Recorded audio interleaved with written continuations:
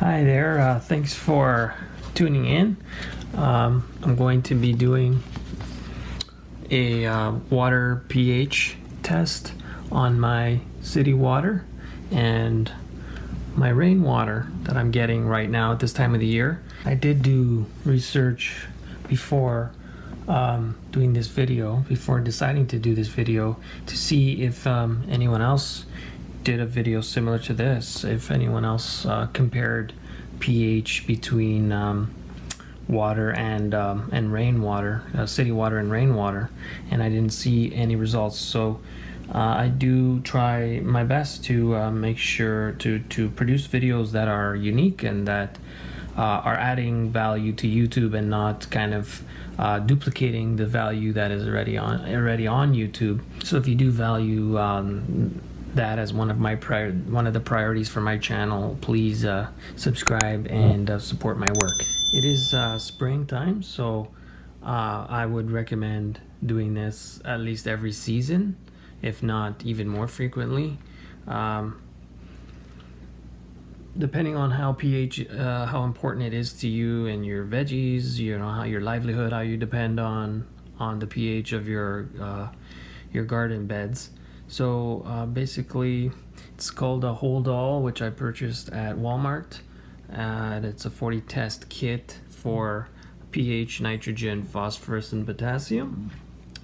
And I quite like it. I did some quick research on Google to see the accuracy rate for it, and I was able to find some actually scientific study from I forgot what state it was in the U.S. University in the U.S. that tested some kits, but this was not one of them. But I think generally these kits that you can get are pretty accurate because they're just four simple things you're testing for.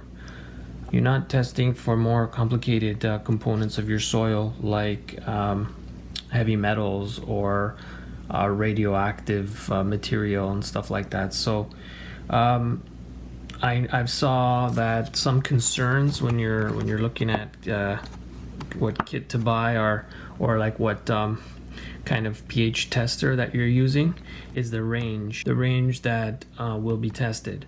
So if you think you might have more like pretty high extreme ranges, or you're trying to achieve those ranges and you need to know exactly where your soil is at, or your water in the case of pH, then you might want to look at having your soil sent into a lab, right, and having some more sophisticated testing methods done for your samples. But as far like just nitrogen, potassium, and phosphorus and pH, these home do-it-yourself at home kits are pretty sufficient from what I saw. So when I also looked into was before doing this video, I wanted to make sure that we are indeed able to use the pH pills for those of you who have kits like this or are gonna buy kits like this. I have a kit like this, and I wanted to make sure that my reading with my city water would accurately show me the difference with water, like 100% water, city and rainwater that I'm going to be testing, that it would be accurate. And I didn't see much on it at all. I saw one thread on Quora that came up in my Google search results. It says basically that it is the same, that there is no difference. So assuming that is correct, that's accurate, that's valid, we have to be so careful with everything, you know. It gets pretty overwhelming sometimes, but you know, we do our best. So assuming that's correct, I'm going to show you basically the difference between my city water and my rainwater. So instructions. The instructions say to fill your tube up to the first line, first and foremost. So I did that with my city water, and then you're going to fill the tube with carefully open a green capsule, pour powder into the tube.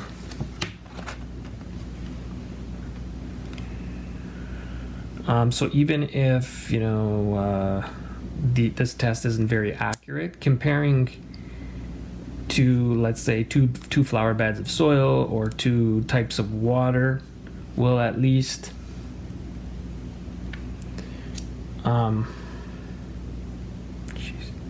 this is one of the things that I don't like about these. So if you get powder on your fingers like that, just dump it on a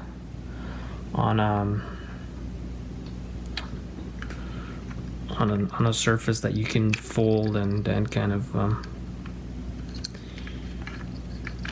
funnel your powder into your tube properly.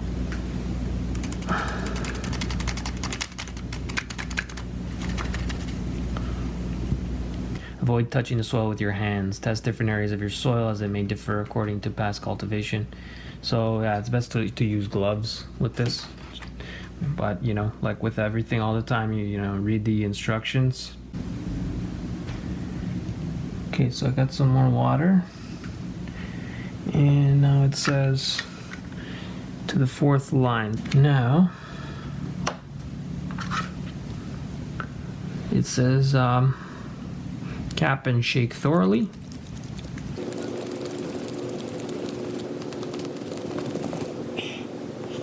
And allow soil to settle and color to develop for about a minute.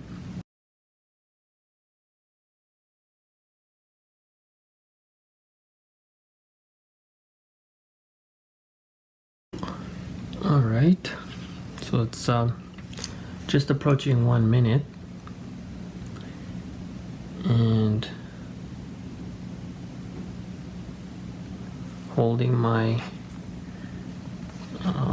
my tube next to the grid here, and I'm going to keep moving it at different angles, and you can kind of gauge where it's at for yourself, and I'll tell you what I think.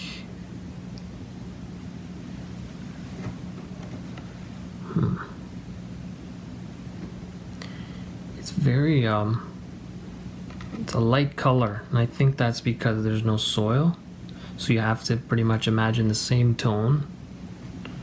The soil would obviously make it darker, so you'd have to imagine, like, you think, is it a light green or versus a dark green, or more like on a green orange side, almost toward like a brown. So, and then just imagine it darker. It is definitely looks on the lighter green side to me. This base is kind of throwing off my eyes, so we'll remove that. And yeah, I could definitely say it matches closer to the 7 than the 7.5.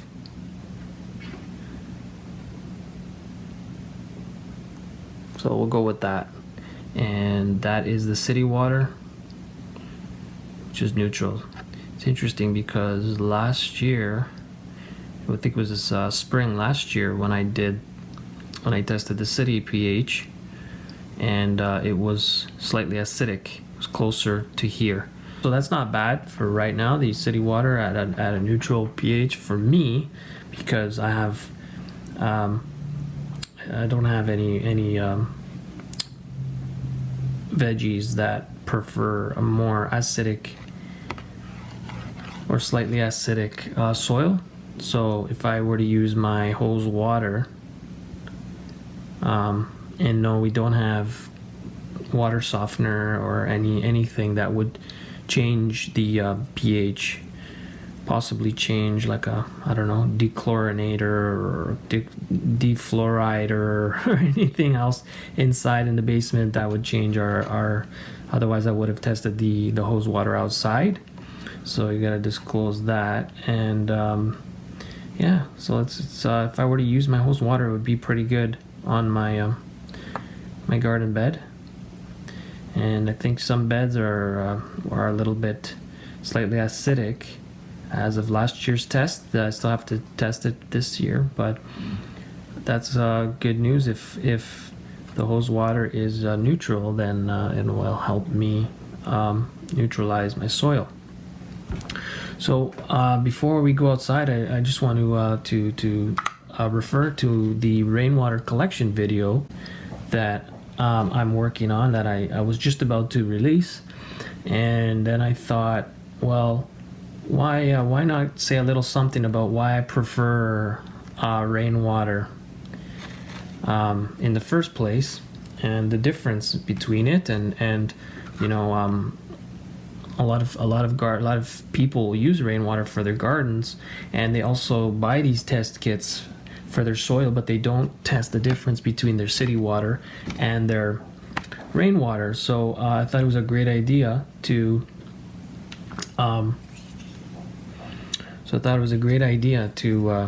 encourage people, to show people how it's done, and that it's that you could still get the results.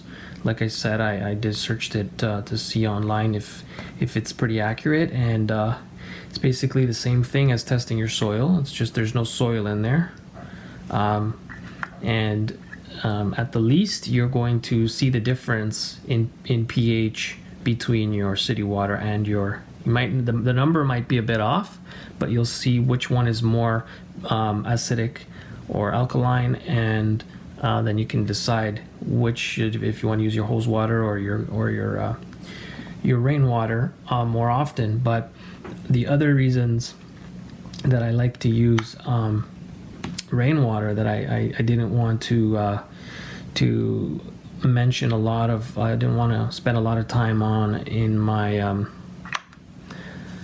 rainwater collection video, is not just the difference in pH, but the difference in contaminants in city water, like fluoride, chlorine. They find traces of cocaine, birth control, and so I know rainwater can have some pollution in it too. Like I think among the worst is jet fuel and the nitrous oxide, or I think it's called nitrous oxide. NOx, I know, is the symbol, which is like, I don't know, 300 times worse than CO2 as a greenhouse gas. So I'm not sure what else is harmful about that, but in today's day and age, with so many planes flying over, I think there is a lot of that in our rain. Probably one of the most concerning contaminants in our rainwater. But I still haven't looked in to see if the city filters clean that out. If city water, the amount of jet fuel components that city water has in it. But also industry waste, chemical waste from industry, microplastics that I haven't heard any reports being turned up in that it's turning up in our rain. So I'm not sure that it evaporates. Same with industry chemical runoff waste or sewage waste, right? And then human wastes as well. So there's definitely a big difference between rainwater and city water, and I know, as I say in my rain collection video, like, it's tough to use completely rainwater. So before we go outside, I just want to stress that your tubes are always clean when you're testing. I think these tubes do a good job holding water, so just make sure that you shake out and you dry out as much as possible the city water that you use to wash this, if you didn't give it a chance to dry, because you don't want that throwing off your rainwater test. And the same goes for this thing that you use, this syringe to collect the water. Make sure that it's completely empty if you're going to use it. With the tap, it's a bit harder. You can if you put the water in a cup first and then kind of sink it with this. But the tap, I don't know, you could use the syringe for one test and then just let it dry, and then submerge your tube for your other kind of water that you're testing in a container. So in my case, I'll submerge it in my rain collection container.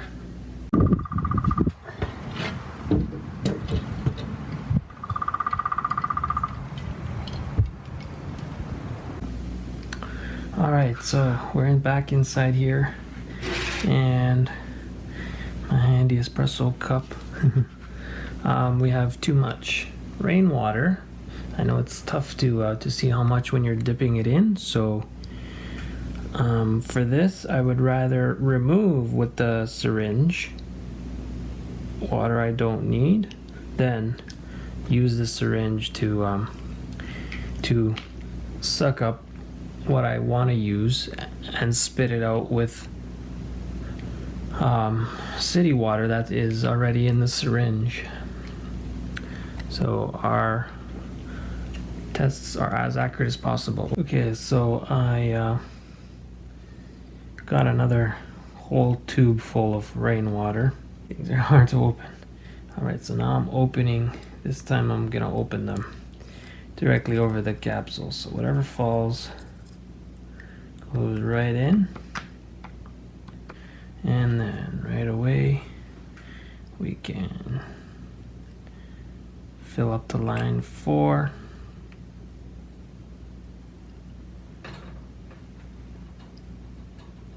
Perfect.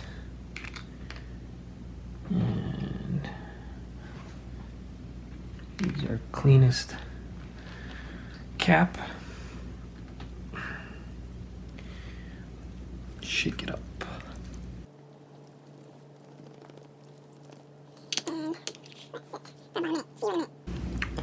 Okay, so it's been about a minute, and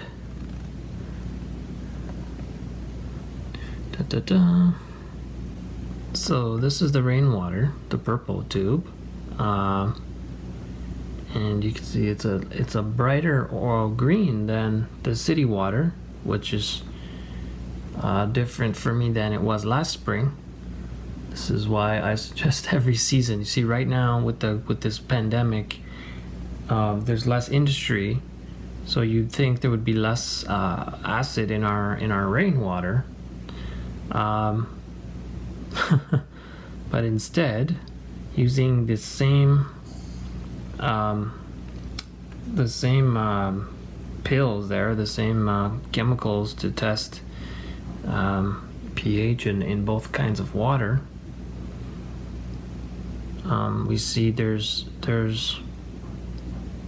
I don't know if that is more alkaline, or it's lighter to me. So I mean, it goes darker as it goes up, as the pH level goes up. So I would say the city is more alkaline, city water, and the purple rainwater is light. So it's like maybe between 6.5 and 7. It's going to be interesting to test again in another couple months, and I hope you will be back for that. Please also check out my rainwater collection video that I will be releasing along with this one, and I'll also include the link in the description as well as the thumbnail at the end of this video. Share your results with the community under this video if you end up testing your waters. If you have pond water, share whatever you have, whatever you're testing and considering to use, and maybe get some input from others, and also give others an insight on what's happening, what kind of results others are getting out there, and also if you're willing to share your zone, your gardening zone, or your region. So I'm in Southern Ontario, Canada, and I am also doing a gardening vlog, which I've already for 2020, and I've already released 5 episodes if you want to check that out. I also release a variety of I produce a variety of different kinds of videos, including kitchen cooking tips, hacks, and other yard tricks and tests, experiments, cuttings, tree cuttings, and weeding techniques. I'll also soon be releasing an experiment that I did on killing dandelions, and an easy method that I thought of, and I wanted to test out. So please like the video and consider subscribing. I would be happy to have you as part of my channel audience. I will also include a link in the description to Amazon's soil testing search results, and you'll see all the different do-it-yourself soil test kit results on Amazon. And if anything you buy after clicking the link, if you don't know how affiliate links work, I will get a very small percentage of your purchase. Thanks again, and see you soon. Happy gardening.